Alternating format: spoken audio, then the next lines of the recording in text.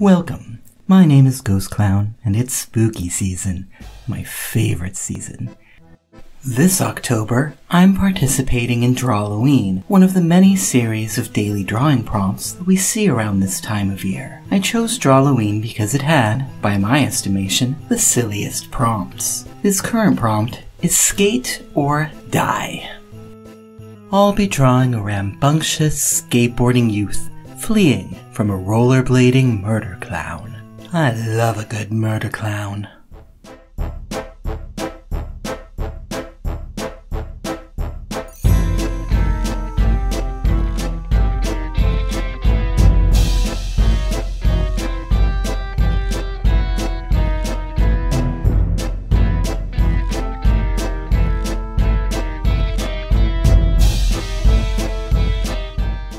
I wanted to create a drawing that was cartoony, expressive, and fun, so I'm only doing a bit of light sketching before diving into the inks. I'm not terribly worried about detail, accuracy, beauty. I'm just having fun with it. I'll be using a dip pen with Japanese sumi ink and alcohol markers. If you're using ink with alcohol markers, be careful. India ink, despite being water-based, will often bleed into the marker. Japanese ink is the way to go. In general, Japanese art products are the way to go. They just make them better.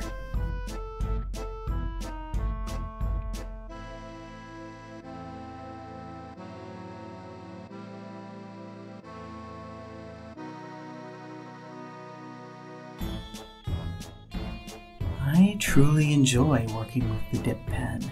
There's just something viscerally satisfying about it. When you're working with a fine liner, you have to select each line weight individually with forethought and intelligence. Whereas with the dip pen, line weight feels like a natural extension of my movement, even more so than with brush pens. It's more fluid, no pun intended. While I'm on the subject of art supplies, the paper I'm using here is smooth Bristol board. It holds up beautifully to both the ink and the marker.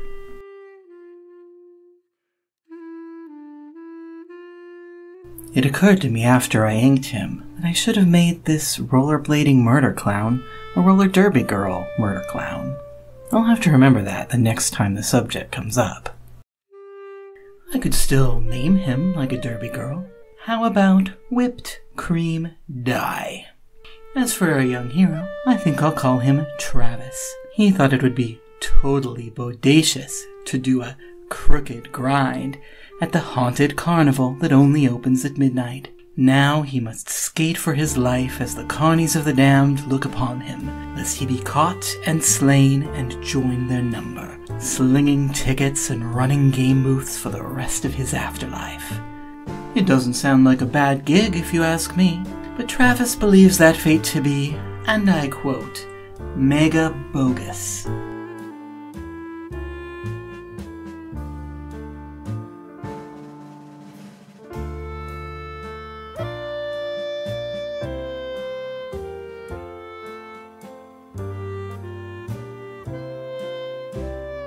Now that our main characters have been inked, it's time to add a background. I wanted a chase scene through a bunch of indistinguishable carnival booths in a sort of nightmare realm. I'm playing it fast and loose with a perspective, and there are a few mistakes in the inking, but I don't let it get to me. The plan is to color the background somewhat dark in contrast to our characters, so those mistakes ultimately won't stand out much.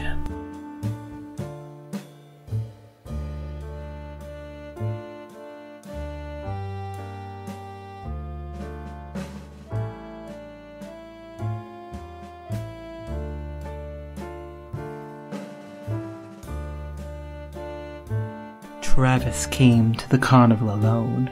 His friends were too scared. His heart was pounding as he purchased his ticket. When he finally entered and saw that there were no other visitors, he thought about running. But Travis was no chicken. He promised that he would get a photo of himself skateboarding in the carnival, and so help him, he and his little Polaroid were going to do it. Travis traversed the carnival nervously. Everywhere he went, he felt that the workers were watching him with lifeless eyes. He tried to look natural. He walked around, played a few games. He bought a funnel cake, which he threw away at the first opportunity. Finally, he found a place to set up his camera. He set the timer and started to skate. None of the workers stopped him. They didn't react at all. They only watched. Travis was beginning to grow more confident. He even did a few tricks. When he came back to check his camera, he saw a pile of photos laying beneath it. He picked them up, eager to see his skating prowess immortalized. But strangely enough, none of the photos showed him skating. The top photo showed him throwing away his funnel cake. The next few, meandering around the carnival. Another showed him purchasing his ticket. And on the very bottom of the stack was a photo, which only could have been taken from his own front yard, showing him bragging to the neighborhood boys about what he would do that night.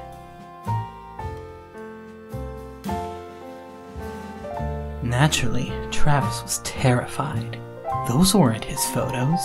He heard a click and spun around to see where it was coming from. There stood our good friend, Mr. Whipped Cream Dye, holding his own Polaroid camera in one hand and cackling like a maniac.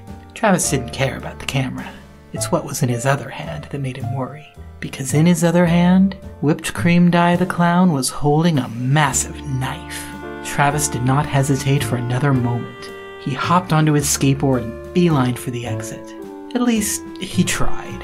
Everywhere he went, the landscape seemed to shift around him, and he couldn't even find the exit. Lines of game booths seemed to stretch on forever and ever, and all the dead-eyed workers just stared and stared. That brings us to where we are now. Will Travis escape his grisly fate, or will he become the carnival's newest recruit? Let me know what you think in the comments. From here on out, I'm going to stop talking and finish coloring.